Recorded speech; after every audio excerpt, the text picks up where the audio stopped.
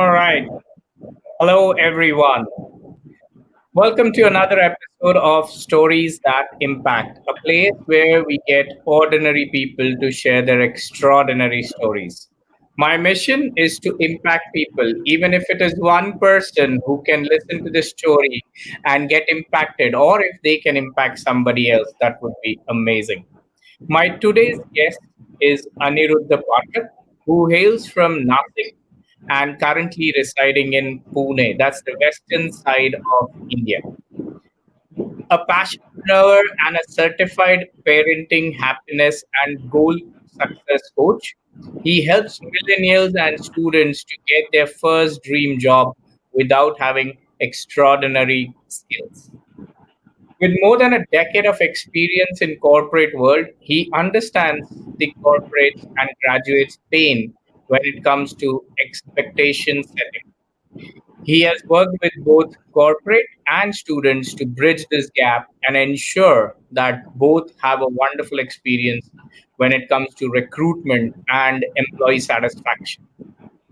In last 7 years, he has impacted more than 10,000 students and corporate employees on various skills like employability, soft skill, and he truly, as he says, lives by the example. His mission is to impact a million lives. So now I move on to welcoming Aniruddha Pathak. Hi, Anirudh. Hi Amit, how are you? I'm good. Thank you very much. And welcome to the show. Thank you so much. Thank you so much for having me on the show. Thank you. Great, great. So, yeah, you have an exciting story to share because I'm sure there are a lot of individuals and corporate hiring managers and others who would be really interested in knowing what exactly you have to share with us. Please. Correct. Uh, First of all, thank you so much for giving me this opportunity and sharing my story. And to begin with, it was more of like a challenging journey that I had, and I was always been from a very well-to-do family kind of. My father was a state government employee, so I never had to struggle for many things, right? There were certain things which I had to struggle, but of course that happens with every individual, right? So I had a very beautiful childhood. Along with that, I had a very beautiful youth time also, I should say that, right? But getting into the journey, or getting into the corporate, that is the more interesting part of my life, right? Because before that it was everything goody goody kind of a picture, but after that it was more of, it is more like, I challenged a lot myself. I ensured to grow on my own terms, right? So my father had never given me the, or never restricted me for doing in any particular task or any particular activity.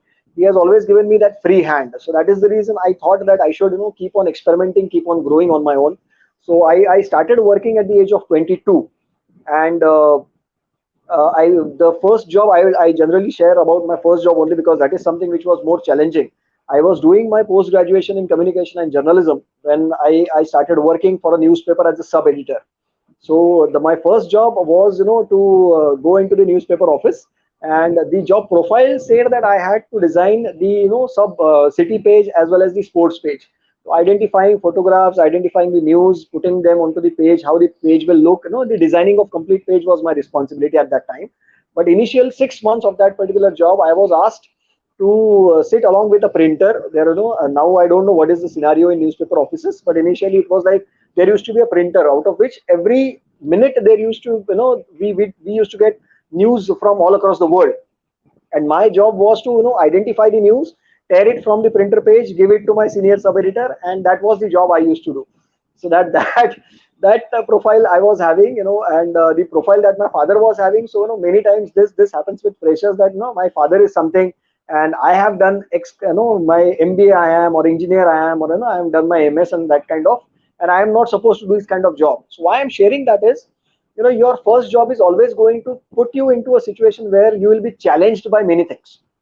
Your consistency will be tested, right? Your dedication towards your work will be tested, and at the same time you will be tested with reference to your sincerity as well, right? So your first job is going to be the challenging situation, the job wherein you have to prove your mettle on all parameters, right? So that is something which I understood out of my first job. And when I moved out of that job, almost 1 year I worked with them, but their focus was more on earning money rather than being onto the stable side.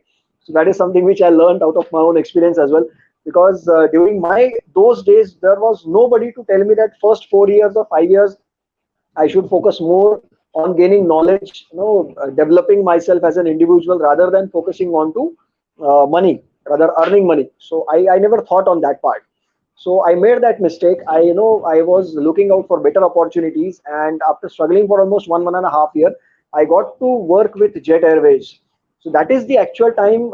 It was 2005 or 2004, if I'm not wrong. Right, that was the time when I actually started my corporate journey. And that is where I was working with the reservations department of Jet Airways. I was working with the backend office. I climbed up the ladder in Jet Airways also 2.5 years. I worked there, and I was taking care of the reservations part. For the initially, I was in the domestic department. Then I got promoted and shifted to international department. Then I got an opportunity to train some of my new joinees also. So that's how training got introduced to me, or rather, I got introduced to training. So that is something which happened on the corporate journey part. And later on, my major part of my corporate journey was more associated with the telecom industry. So I have worked with Reliance Communication and I have worked with Vodafone, twice with Reliance and twice with Vodafone. So it was like again more of an interactive kind of a journey wherein I got a more opportunity to explore myself as an individual. Again, I was not having any kind of a godfather who will help me to grow on that part. So it was more of like trial and error method that I used, right? So while working with Reliance, right, why the journey that that I'll be sharing on is, while working with Reliance, I realized, and I got an opportunity to interact and interview many students, right? In my, if I say the corporate journey until today, if I say I have interviewed close to 5 or 6 thousand students so far, not only students but millennials or the freshers also. So 5 or 6 thousand students, when I interviewed them and when I identified, what are the reasons that students are not finding the perfect fit, or why the organizations are not finding the perfect fit or the profile that they are looking out for.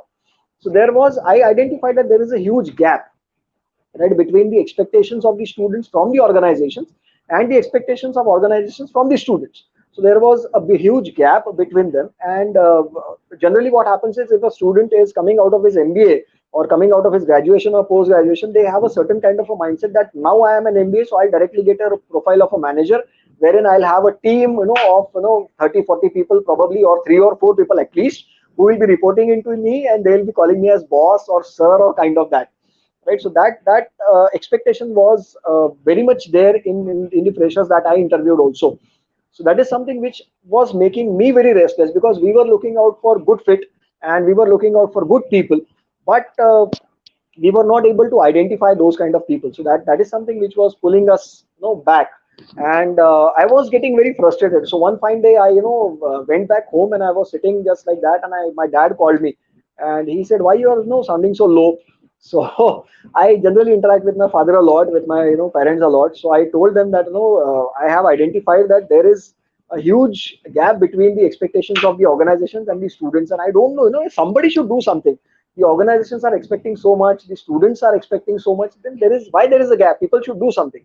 This might have happened a couple of times, right? My frustration was there, and I had might have interacted this or shared this with my parents quite frequently. So after 3 or 4 attempts probably, my father realized, and he said that I have been listening to you for almost 3 or 4 times now, and every time you said that somebody else should do something, right? So that was the moment when he asked me the question that why you are expecting somebody else to do something, why can't you do something for that? And that was the triggering moment which prompted me that instead of or instead of expecting somebody else to get into that role, why me not get into that role and start working right from the grassroots level, right? It's very easy to to work on the branches because they are visible, but it takes more courage and more dedication to work on the roots, so that the problem doesn't exist on the branches itself. So that was the guiding principle, or the guiding light, or the lighthouse of my life, I should say, which prompted me to take that decision. And around 6 7 years back, I took the decision of moving out of corporate when I was around 32 33 years of age. And I moved out of corporate and I started working closely with students and millennials to train them, to groom them for the corporate expectations. how the industry works, how the industry expects them to behave. And when I interact with, sorry for that, when I interact with many of my people who are still working in the corporate or with the HR department, I ask them that what is the problem, why people say that there are no jobs. But the surprising factor which I got to know from my couple of friends is there is no scarcity of job. The scarcity is of good people. We don't find good fit into the organization, and that is the reason people say that there is no availability of the job, or that is, the bridge is not getting, filled. The gap is not getting filled. So that is where I thought that this is particularly my niche wherein I should start working on, and that is how I'm trying to impact and work with millennials and students to find their first job without focusing on to the extraordinary skills that they think of. Wow. Wow. Uh, Before you continue, I must say one thing very that I actually found very interesting when you said that people, when they start looking for job at the first years and all, mostly people and freshers and whoever it is, they run for the money during the initial years, which you did the mistake Yeah, as well. And many very less folks would actually think in that direction. And and I'm sure people can understand when you have actually done that, and you realized it. So there, that's an amazing thought process, I should say. yeah. Sorry, continue please. Yeah, so that was the reason that motivated me, and I started working on that. And the journey is, so far it has worked as if like I have worked with many educational institutions. I have worked with students on one-to-one basis as well. I have trained them on various aspects wherein I am focusing more on their development in terms of putting them into a role wherein they can identify how they can be more useful to the organization, how they can utilize their potential, their qualities, or their learnings that they have learned out of their own experiences, so that it can be used by the organization for their betterment as well as for the betterment of the students. So that is something which I am working on currently. I train students on all the aspects of recruitment. I collaborate with organizations. I have been on to panel interviews of very many organizations wherein I go as one of the panelists, and I interview students based on the profile which is expected and required by them.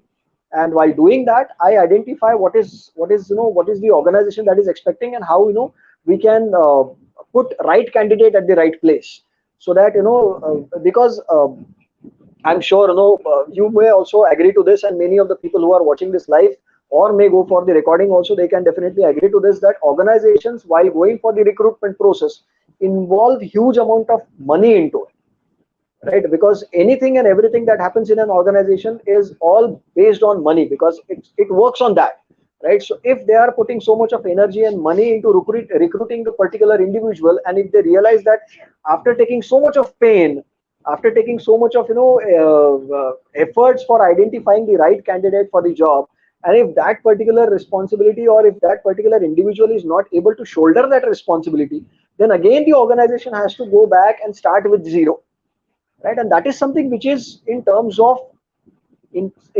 everything, it is very much toll taking on everybody, for the recruitment person also, for the organization also, for the person who is going for the recruitment, for that person also.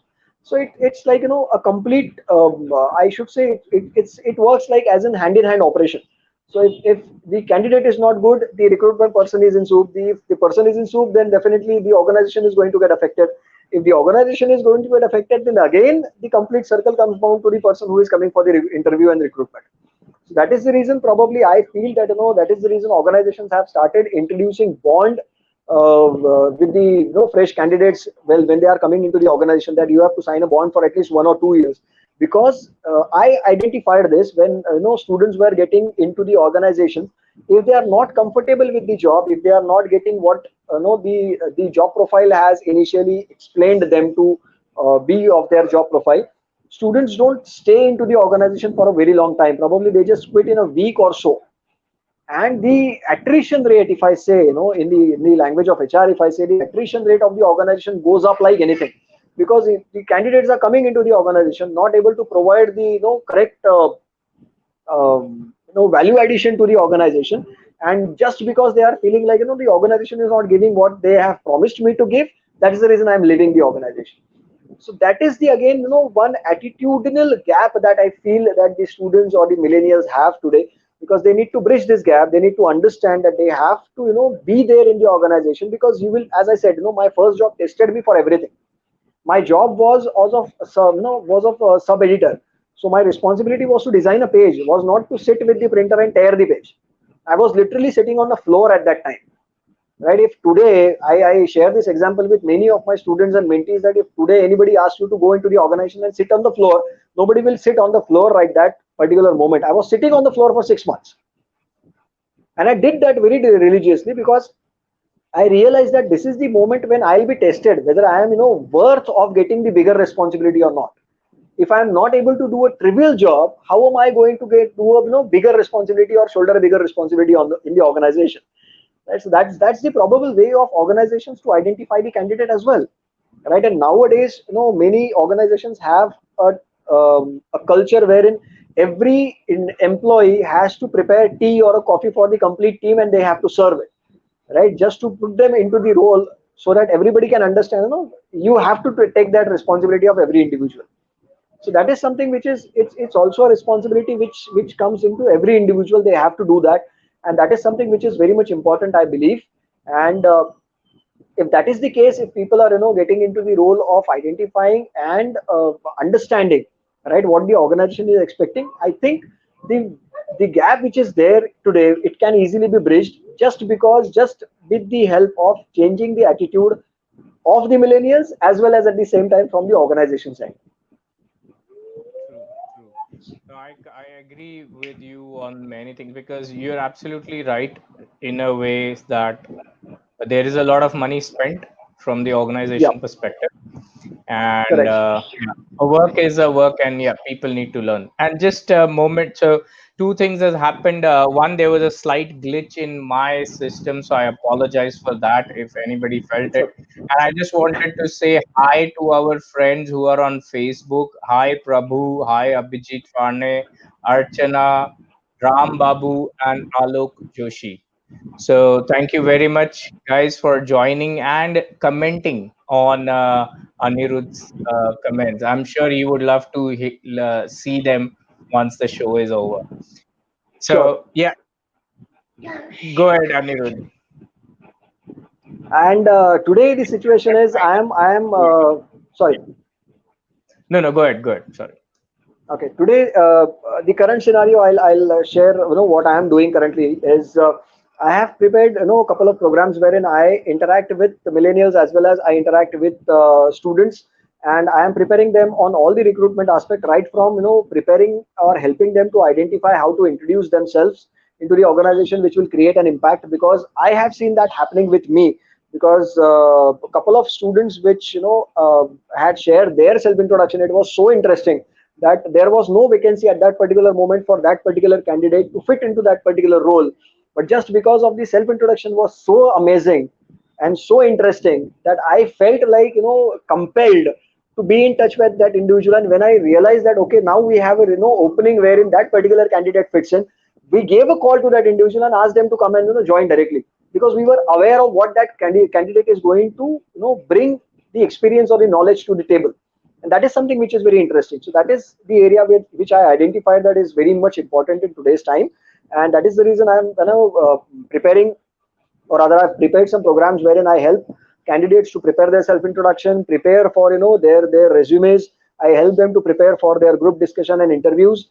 And fortunately, I would definitely, I'm blessed, rather I should say that I'm blessed that many of my students or many of my mentees who I have trained personally, directly or indirectly, they are, doing very good in the organizations today. They are, having respectable positions in the organization. Some of them has, already climbed the ladders of the promotions, and they are growing in their profile like anything. So that is something which is, which is like a rewarding factor for me when it happens. When you do something and that work is getting recognized because of, by the feedback of the actions of your mentees or your students, that is something which is more motivating for me. So that is something which I'm doing currently. And as you know, as you rightly mentioned, that I work on students developing or getting their first dream job without having any extraordinary skills. because that is also one of the misconceptions, I should say, or myths that millennials or students carry, that if you want to get into a particular organization, you need to have XYZ kind of qualities, XYZ, kind of premier institutions. If you are pass out from those institutions, then only you will be able to get into that organization.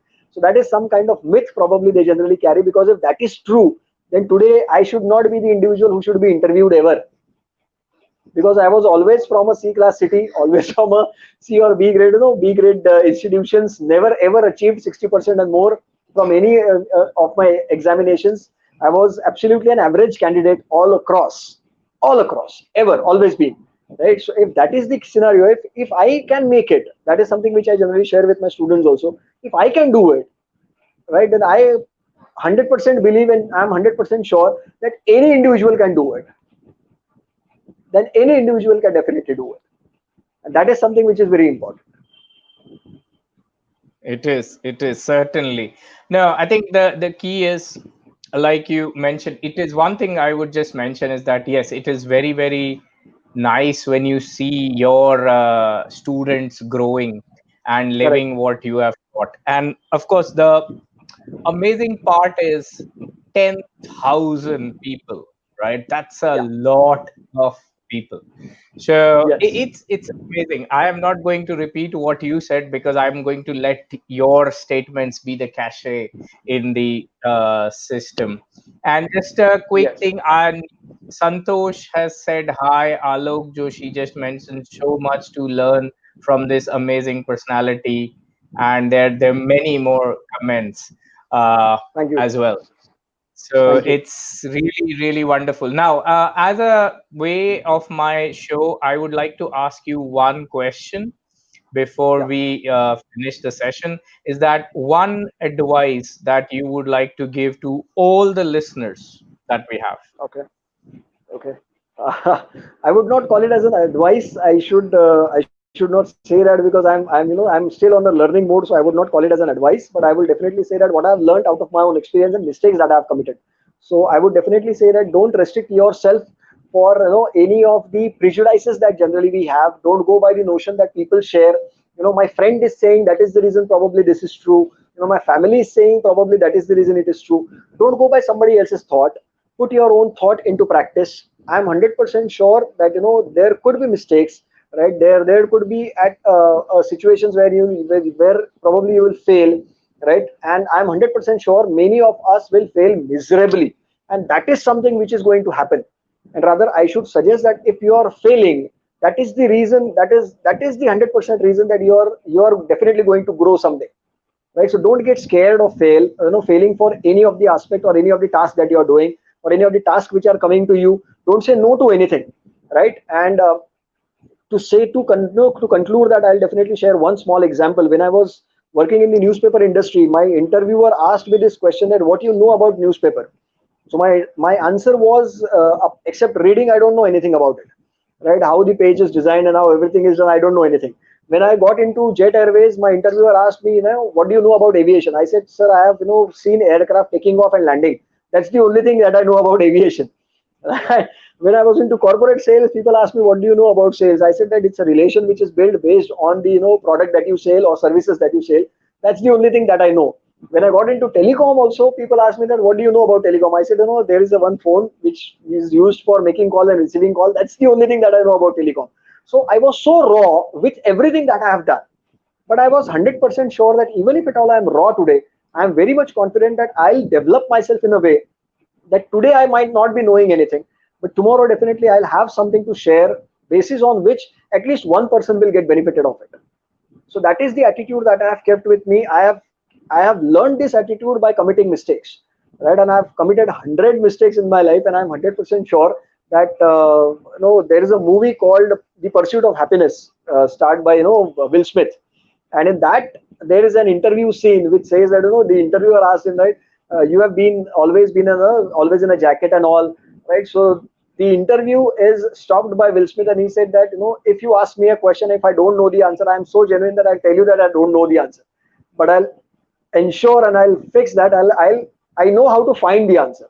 So that attitude is something which I would request every individual, every person who is listening to this right now, Probably you might not know the answers today, right? That is something which I've learned out of my own experience and mistakes. Probably we don't know the answers today, but that is something which should not be the restriction for us from growing and going ahead, right? If you don't know anything, it's absolutely fine. Let's go and find out the answers. That's the potential that we have. Don't stop asking questions. The more you ask questions, the more possibilities you are creating for yourself. That's the only thing that I would like to share. Wow, wow, amazing, amazing. So yeah, so remember, guys, that yeah, you need to make sure that you keep asking question, stay hungry. When you listen to some advice, it's nice to listen to the advice, but try it out, work it out. And of course, if you have any concerns or question or doubts in your mind, you can always ping Anirudh. Definitely. I am going to share all the necessary information about his programs, what he's been doing, his channels, and you can always ping him. I'm sure he'll be very happy to respond back to you with the right advice. Absolutely. Great, great. So thank you very much, Aniruddha, and Thank you so much, Amit. thanks. Before we end the show, if you like this show, please do comment, do go on to the YouTube channel, subscribe so that you don't miss more exciting real life stories of ordinary people around you and you can impact. If you feel you have a story, do share with me. Ping me, put it on comment. I'll get back to you. We can work out a time. It doesn't matter which part of the country you are in. So just ping me and I'll connect with you guys. And thank you very much for staying on the show and liking it. And thank you once again, Anirudh, for giving me the opportunity to share your wonderful story with the world. Thank you so much. Thank you so much for giving me the opportunity. Thank you. Thank you. I'm honored. Thank you. Thank you. Have a wonderful day and thanks everyone. Bye bye. Thank you, everyone. Thank you.